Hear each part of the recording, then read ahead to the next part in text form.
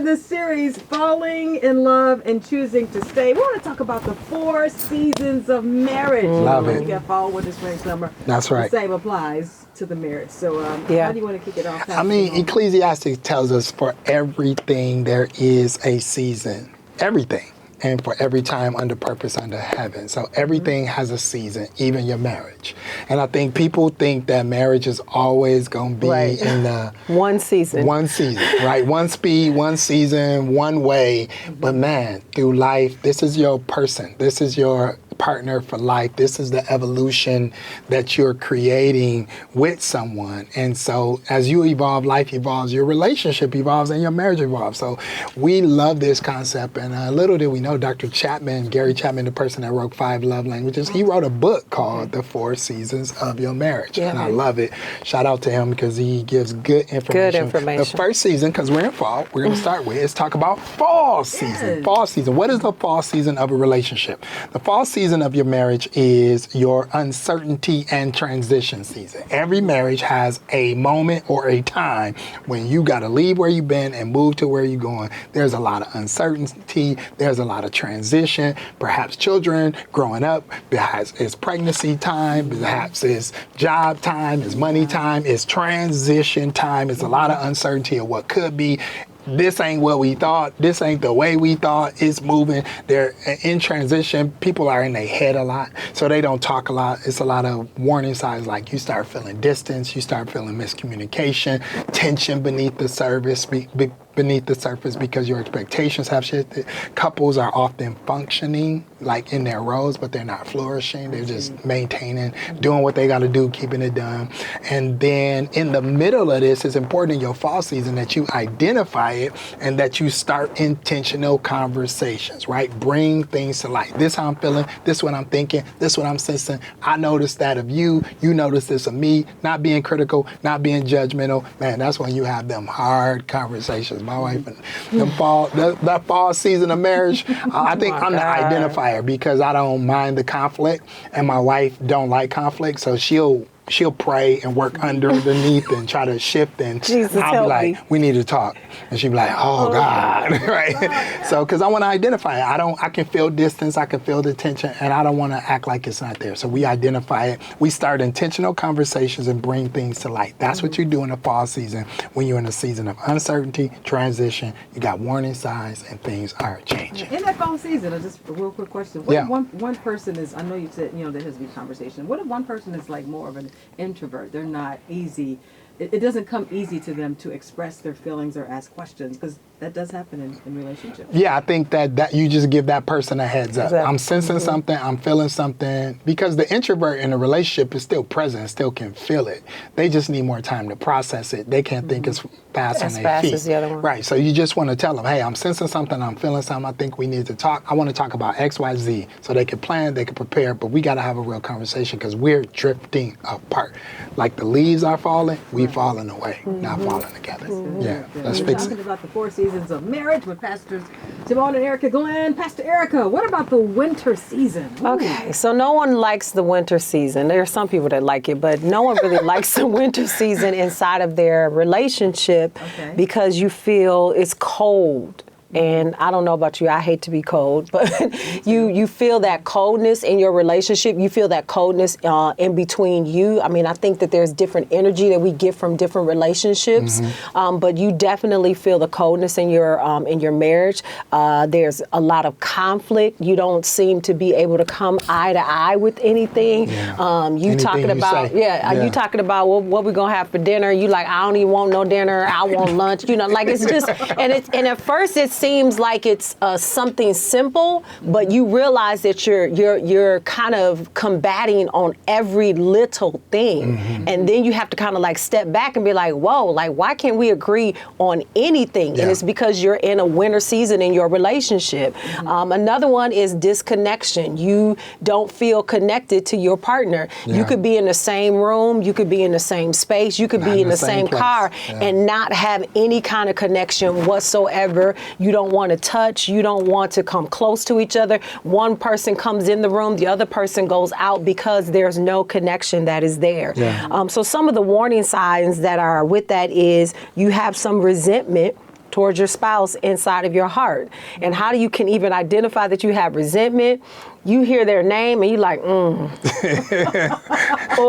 you smell their smell. You smell their smell. You like, I can't stand that. I mean, like and you have to kind of almost say something to yourself and be like, what is that? Like, why am I resenting my partner? Another one is like I said earlier, withdraw. You don't want to be with them. You don't want to be in anything with them. You want to be totally opposite. You want to have more time with your girls. You want to have more time with your boys. And that wasn't how it was at first. But now in this winter season, you're feeling that withdrawal that is necessary for you. Frequent arguments, like you're arguing all the time about any and everything. Yeah, about any and everything. The shoes shouldn't be on the floor; they should be up in the cabinet. Not you now, I feel attacked. Exactly, you should. Just all those things, like just simple things you're just constantly arguing about because of that disconnection. And most couples in this winter season, they feel very, very hopeless, probably a lot of crying, probably a lot of depression, probably a lot of sitting in the corner, just trying to just be like, can we just hurry up and get out of this? I can't. Through it, no. Yeah, I just want to get out of this.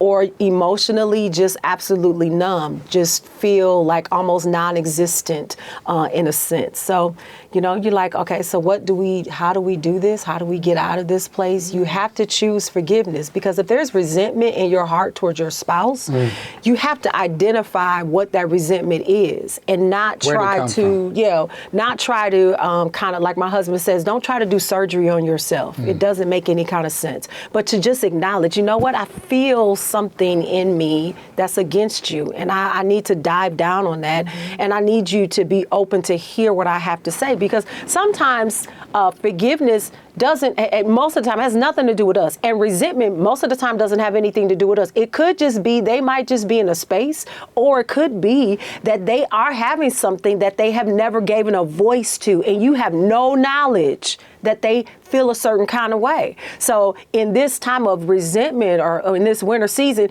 you need to find your voice. You need to be able to identify what is going on inside of you that you don't like, that this other person could be stabbing to, aggravating, and really it's just that something is there that you really need to talk about. And then, of course, seeking wise counsel. To me, and you're in a winter season, this is the time to look for marriage mentors. This is a time to counsel up. This is a time to look for retreats and marriage conferences and things that can help your marriage. Finding wholesome couples who you have deemed to be good, and you might just need to be around them for a minute to kind of just help you just get that energized back into your system about being married to your spouse. And then, of course, rekindling your spiritual intimacy. Yeah. I would agree with that. I mean, I was just going to say with the rekindling, it's almost like in a winter season when it's cozy, when it's right. You want to be close. You want to be warm. You want to be together. You want to sit by the fire, have some cocoa, get together and do things. And I think that winter season, there's a tendency to want to go apart. Right. But if you can fight for it and fight against it by drawing together. If you draw together and create spiritual intimacy and really lean in the same way that you would physically to stay warm, you can keep your relationship warm through the winter. Real quick question on this winter season. Does this come like during a certain year of marriage, like your 5th year in, 6th year in? Like what determines that you are in this winter season? I would think that statistics say 5 to 7 is rough, right? 5 to 7 is rough, maybe 10 again. But then lately, we got people going crazy. Okay. They 20 years in, and then they just, I want to do something different. Wow. I mean, you know what I'm saying? Just throwing it all away. So I think that while I don't know that it's a definite time, I think there is a cycle that happens, and every season and cycle is determined by the choices that we make inside of our marriage. So you can go through these seasons shorter, longer. It's the choices that you made to get there and the choices you make to get out of there.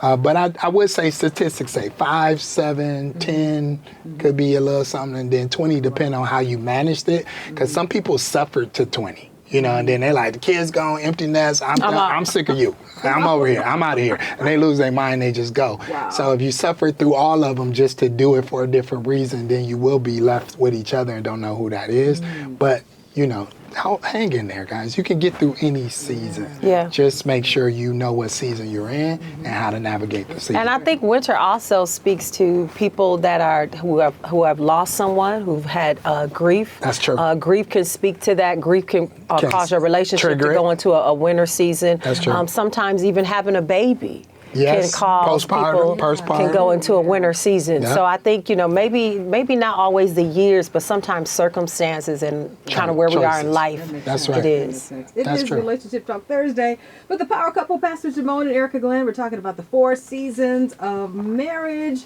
Let's go to spring. Spring is refreshing. It's there's change coming. There's the flowers are blooming, start to bloom, and things are just starting to look up. So what are we talking about for spring? Can we before we go to spring, something was said in winter that really kind of gave me tingles I think people might be missing, that you never know what's going to trigger that winter season. If it's grief, if it's loss, if it's a baby postpartum, if there's something changed, if there's a job loss, because you don't always have to grieve a person, you can grieve a situation. And so sometimes if outside thing triggers your winter season and you don't endure the winter, you threw the whole situation away instead of having empathy and compassion for the circumstance. Can you navigate the nuances of depression if your spouse going to a depression, sudden loss, a loved one, a change? I think my wife's a nanny, so she's not a nanny, but a doula. She's a doula, and in being a doula, she teaches me about postpartum, teaches me about all the changes, hormonal changes and emotional changes that women go through.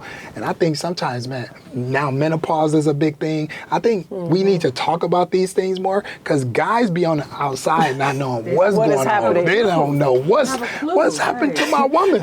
You know what I'm saying? Where'd she go? She had a baby. I thought this was a spring season, and now all of a sudden she don't have no appetite for nothing but the baby, or menopause hit, and you don't know no signs, you don't know no symptoms, you ain't read no book, you just outside like, hey, come back. You on the other side of it, and she's in there dealing with something that you don't know. So you be there for somebody in the way you want them to be there for you, even if you don't understand it. Seek to understand. That's all I wanted to say about that. That's a guy's perspective. Can we transition to spring? Can we get to spring? Because we've been in winter long enough, right? What about the spring season of marriage? Spring season is new. Spring season is growth. Spring season is groundbreaking. Spring season is about seeds that you planted or getting ready to plant. It's about hope. It's about healing. It's about renewal. It's refreshing. It's reconnecting. It's learning. It's growing.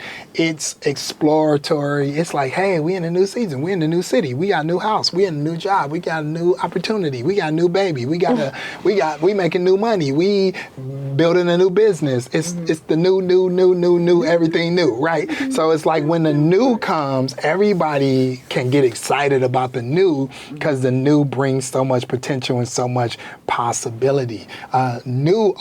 Spring season often comes after you endure winter. Like, woo, let's go outside. We made it. You know what I'm saying? Let's get back together after repentance, after a fall, after failure, after brokenness, after we went through something together, but we made it. We didn't give up. On the other side, we got a breakthrough. We understand each other better. We see eye to eye. We had a hard conversation that we was trying to avoid. All these things bring about the new growth, the healing, the hope of a spring season. And so when you're in that spring season, celebrate your baby steps, your small wins. Right. Keep open communication, keep it talking, keep feeding it. Winter is when the stuff that was underground now comes up, and it comes up because the sun is out and you keep watering it. Yeah. So what's working? Water was working. Right. Water was working, and starve what didn't work. Grow togetherly, spiritually. All this is spiritual. So don't ever, people always leave the spiritual element out of each season, but every season is spiritual. Every season is spiritual. So find the spirituality in that spring season and spring forth. Because it's a new thing. It's a new thing coming okay, up. you tapped in today. That's it. And, Pastor Erica, let's talk about the summer season of marriage. Oh yes, we love summer. Summer. Okay, Summer we got love. some peace. Ain't nothing like summer love. Okay, you got peace, you got joy, you got fun. It's sunshine. It's the after you've gone through everything. To me, it's the reward that we stayed together. We persevered. Honeymoon. And yeah, it's like your honeymoon all over again. And so signs of that is like you have emotional intimacy with each other, spiritual unity. You got strong friendship because you want to be together and you're together. It's like the healthiest season of your marriage. It's marked by fun and togetherness and teamwork and all of the things that are popsicles and ice cream cones and the beach and our all the great travel things. and the All trips all and the stuff. vacations, Right. We the have memories. worked. Right. Yeah. We've worked really hard to get to this place. And I think when you're in those other seasons, you have to know that summer is coming. If you persevere, it's going to come. And so how do you maintain it? You just maintain your peace. You maintain the rhythm of love that you guys got going on. Good. You protect your peace and you invest in each other because you're in this warm, fuzzy season. So it's like, yes, we can do everything and all the dreams are going to come true. All this great stuff. This is summer. This is what we aspire to be. Everybody wants to get there. Okay. And so we're going to close it out to talk It's about hot, it's steamy, it's sexy. You left that part out. I forgot. Yeah. Don't leave out that part. Steamy, all right? sexy. All right, 4 seasons of marriage. Pastor Jermone, how would you like to close it out? I see that you have some biblical connections as it relates to the seasons of marriage. You know, I just think that, just remember, in fall, it's going to be some pruning. Some things got to change. Some things got to die for other things to grow. Don't let that run you away. In the winter, it's refining. James 1 tells us that if we press through, we come forth as pure gold. So will your marriage, so will your relationship. Spring season is renewal, right? It's always an opportunity. Every anniversary, we just happen to get married in the spring season, but we told you earlier in the earlier episode, every anniversary, what am I doing better? What can we do different? What can we evaluate? It's a renewal. It's a renewal to commitment, a renewal to the ideas.